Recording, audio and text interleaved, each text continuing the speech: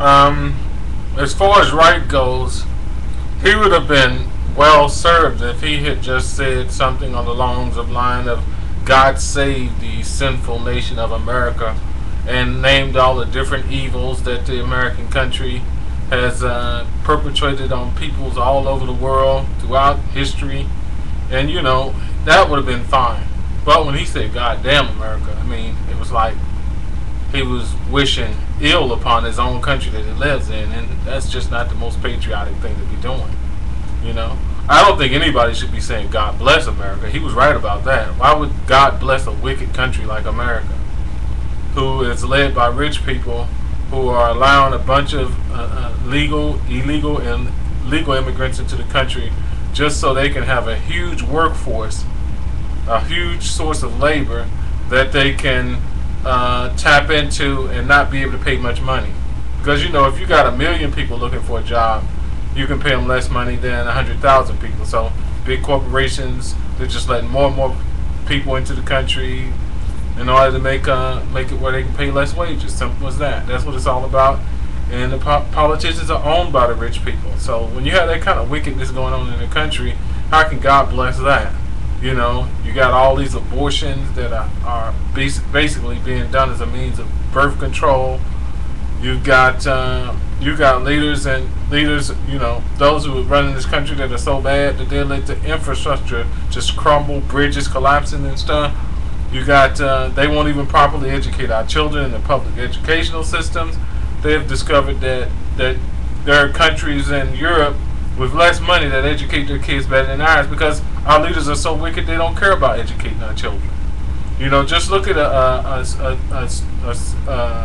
something called "Stupid in America." John Stossel's "Stupid in America," part of the show 2020. Just look it up. John Stossel, "Stupid in America 2020," and it'll let you know just how badly America is doing of educating its children.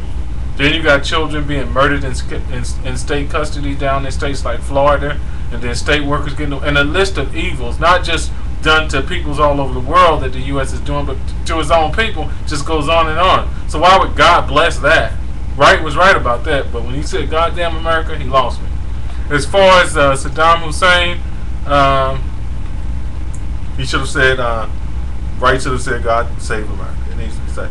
As far as Saddam Hussein, I'm not caring that him and his sons got massacred because of all the evil things they did to the Iraqi people. Now, I'm not really feeling the whole Iraqi war, but no, I'm not going to be the least bit bothered by the fact that Saddam might have been killed or executed for faulty reasons, or it might have all happened because of lies that were told. The man was a murderer. He was killing his own people. His sons was presiding over the rape and torture of women. I'm glad they're all dead. I got no problem with that. I don't believe in the death penalty, but I'm not going to sit around and be sad that wicked people got killed. But the fact of the matter is, there's some people running this country that probably need, should be executed as well for their crimes against humanity. It'll never happen because it's the United States, but it's true. Barack.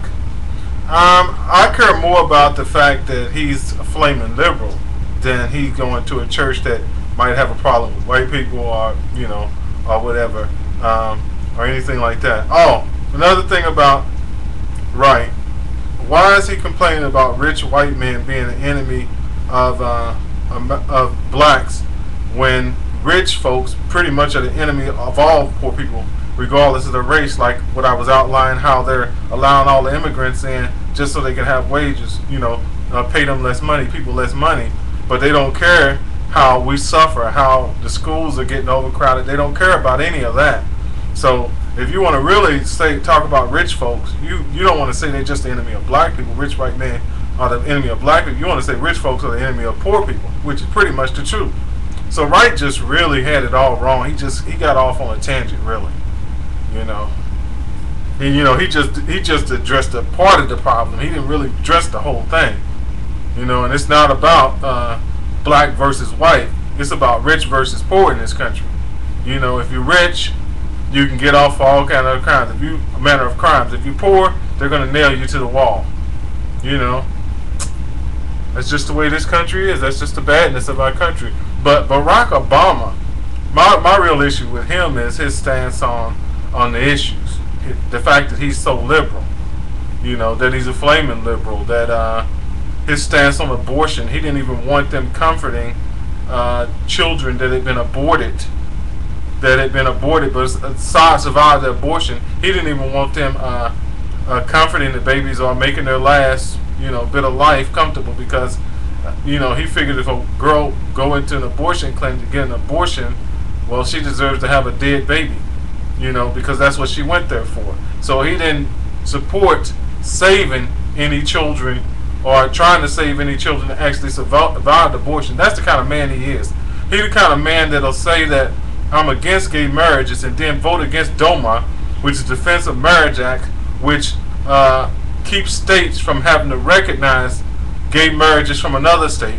And basically, Defense of Marriage Act would have allowed states to have their sovereignty. If one state don't want to approve of gay marriages or honor the gay marriage that is done in another state, then they didn't have to. Barack Obama was against that. He voted against the Defense of Marriage Act.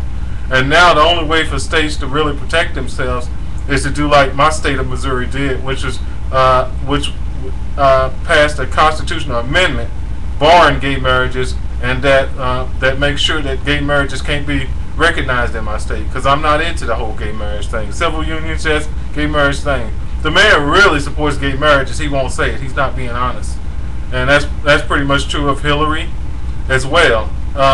So no, that's why I'm not feeling them, because of the issues. The Spitzer thing. The Spitzer is just case, the whole thing with Spitzer. That's just an example of how they use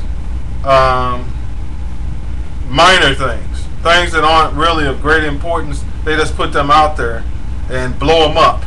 Blow up the celebrities and the stars, what they doing. They blow up anything just to keep your mind off of what really matters. The real important issues like illegal immigration, abortion, gay marriages, them taking prayer out of schools, them persecuting Christians in America, and to getting to the point where in a lot of schools and all over the country, if you even say Jesus Christ, you're in trouble. Or if you write a paper about Jesus or whatever, you're in trouble. So they want to take your mind off of the religious persecution of Christians that is ongoing in this country right now. This country is fast moving towards being as intolerant and bad towards Christians as Canada. As a country like Canada. And if you don't know what I'm talking about, for the love of God, do your research and find out. So yeah, all of these little issues, the stars doing this, and who got, Britney cutting all her hair off, and all the magnification of all these small things that really don't mean anything, is just a smoke screen that probably is engineered, mastered by the rich, who want to make sure that the comment people are not thinking about what they should be thinking about. And one of them being how companies are really pushing to get as many people into this country as possible, turn it into a third world nation. How companies are supporting illegal immigration so they can turn it into a third world nation and be able to pay people pennies on the dollar, pennies in terms of what they used to be able to make when there wasn't so many people in this country. So they want to keep your mind off of that. They want to keep your mind off of what matters. And that's just the bottom line of it all. So I done pretty much ran out of things to say. So I'm going to conclude this and say God bless you and keep you.